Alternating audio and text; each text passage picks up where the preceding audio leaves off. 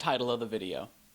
I like to think of myself as a film guy. I'm a movie guy. I'm a flick enjoyer, if you want to be so crass. I'm not a cinephile, because the energy of a cinephile and the way that cinephiles carry themselves oftentimes reminds me of a different type of file. And I'm not talking about a cabinet. But I do like a movie. I do like to go to the theater. And like a lot of hot-blooded Americans, and some cold-blooded ones too, I went to go see Barbenheimer. I initially didn't want to go see Barbenheimer. I thought that the idea of the Barbie Oppenheimer amalgamation, the combination there, was really fucking stupid. Didn't like the idea at all. I was really probably just gonna go see Barbie and not really see Oppenheimer. Seeing Oppenheimer didn't really interest me all that much. I didn't really want to sit there for 3 hours. I hate long movies outside of like shit like Avatar. I really don't like going to see long movies at all. In my head, if you can't tell a good story in 2.5 hours or less, what the fuck are you doing? If you can't tell a good story in 95 fucking minutes, what the hell are you doing? There's oftentimes no need for a movie to be that long. That's a different video. We'll talk about that another time. But yes, I went to Barbenheimer. And what an exciting journey that turned out to be. A good friend of mine, a very good friend of mine, got 2 tickets to see Oppenheimer and IMAX in 70mm. A big fucking deal. The only problem was, the only theater that was showing Oppenheimer in 70mm and IMAX around us was an hour and a half and 2 states away. I would have just been fine to go see Oppenheimer at like an AMC in my local area. Don't really care for IMAX movies, but I figured, why not? It's a Christopher Nolan movie that's not Dunkirk. How bad could it possibly be? And then I thought that was going to be it, but then like a couple days before we went to Oppenheimer, they hit me up and they go, hey, there's a Barbie showing at 10 a.m. at that same theater. Do you want to do Barbenheimer? And I stopped and I went, fine. Because I figured if Oppenheimer blew chunks, I could at least go see Barbie, a movie that I know I'm going to enjoy. I'm a big fan of Greta Gerwig. Greta Gerwig and I share common interests, like we both have ADHD and we're both obsessed with Saoirse Ronan. I'm wigged up. I'm Greta'd and wig-pilled. Brother, I'm a wighead. I'm a real wighead. Wigheads stand up. Lady Bird, a slapper. Little Women, a fucking banger. Bob Odenkirk is in Little Women and he says the name of the movie in the fucking movie and bitch, that's cinema. Fuck, I love movies. So we get there and the parking garage is confusing and we got lost in it. And then we had to like go through a Macy's, and then we had to like go to the top of the mall, because it's in a 5-story mall, was the movie theater, and then there was the movie theater over here and the IMAX over here. It was so goddamn confusing. I'm giving myself an anxiety attack just talking about it again. It was just agony. It was agony. I don't like heights, and I don't like malls that are 5 stories tall. Who do you think you are? Who are you? That's bad architecture. You're not her. You can never be her.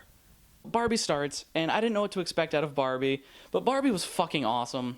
It was so fucking good. Like, Greta has the juice. Greta has never not had the juice. I already told you that the movie's bang. Barbie was so good. I don't know how she convinced Mattel to okay the script, because there are things in that movie that I'm watching going, I don't know how she did that. First of all, the movie was well acted. Everyone did great. Ryan Gosling is the only person in my head to play Ken. Look at him, Canadian himbo from the jump. He was destined to play this character. Margot Robbie, incredible as stereotypical Barbie. Just so cool, top to bottom, great acting. They had cameos from musicians and other actors that they showed no real advertising for that show up in this movie, and they're so perfectly fucking placed. It blew my mind. There's one in particular that I won't spoil, but there's one particular cameo where it was just, I cackled in my seat. It was heartfelt and well written, and there's a really positive message in the Barbie movie, which is to me such a wild thing to say. This movie is so... it's so funny. Oh, and practical sets. And minimal CG, if there is any at all, and practical sets, and it looked so good, and it looked so much better than the digital slop that we've been forced to eat by Marvel and DC. I'm not gonna go to the movies to see a movie that looks like this. I'm just not. I watched this movie when they uploaded it to Pornhub. Hold on, my cat's coming. you have something to say? Alright, cool. And I'm not going to obviously spoil the movie for you here. This is not a spoiler video at all. But I will say that the B plot of the movie, strongly revolving around Ken, and Ken's place in all of this, I will say that the resolution to Ken's B plot is definitely why a lot of right-wing weirdos don't like Barbie. Barbie went woke. Mattel has fallen, Barbie went woke. The boogeyman's real. That's why they hate the movie. Go see the movie and then you'll go, oh, I get why. But it heavily alludes to and feels like an event that happened in the United States of America about 2 years ago around the election cycle. I'll let your brain 2 + 2 = 4 on that one. So Barbie lets out, and my friend and I have about like an hour to ourselves before Oppenheimer starts. And I left my inhaler in the car and my chest was getting really tight. So we ran down to the parking garage, got lost, had to go back, re-find ourselves, retrace our steps, found the right spot in the parking garage, and then I changed out of the outfit that I was wearing. And I know that sounds sort of like a diva thing, like, oh, I had to have an outfit change. No, my friend and I decided that we were going to do the Barbenheimer outfit thing. Like, this is what I was wearing during Barbie. And look at me, man, like, that's not something I would ever wear in my day-to-day. Like, what are these pants? These pants are atrocious. What are these, khakis?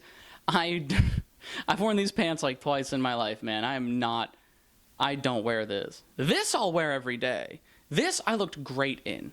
I got a couple of those, but this is probably my favorite one. I got to stretch it a little bit because it was a little too tight, but I love this one. I'm going to wear this like every weekend. So I changed out of that into like something that's more me.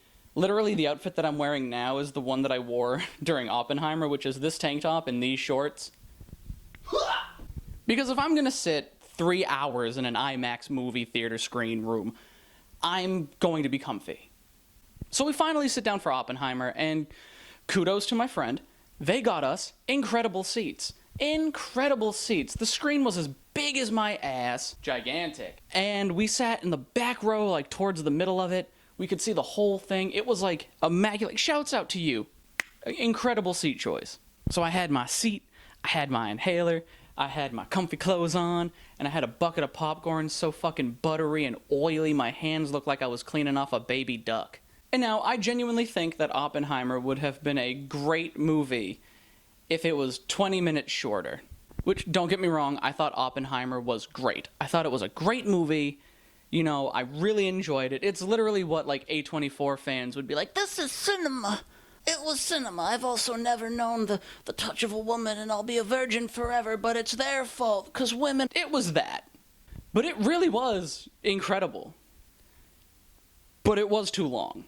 Because even though it was shot beautifully, and it was acted perfectly, like every character was casted perfectly and acted perfectly, but it did feel boring at parts. It's largely just a movie of people talking, which is fine.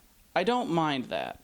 There are plenty of movies where it's just people talking. One of my favorite movies where it's just people talking is this. But the difference between that and Oppenheimer is that that was entertaining the whole way through. Oppenheimer, at times, was super boring. It just didn't, like, grab me. I will say this, though, every time that Robert Downey Jr. was on screen, my eyes were fixated on that screen. Because let's be real, after about 13 fucking years of playing a character that's not hard to play, I forgot that Robert Downey Jr. was actually a really good actor. Shock and surprise!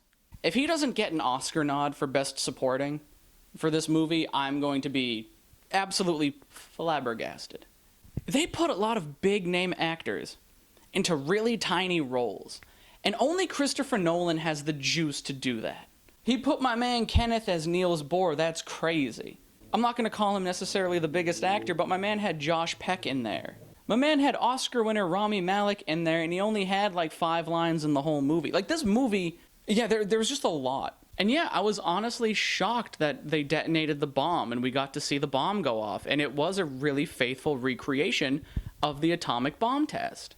And I was wondering when we got there that they gave us the plastic sheet that you get at Gallagher shows. I'm like, what is this for? Until they detonated the bomb, and then the first 3 rows of people got absolutely obliterated.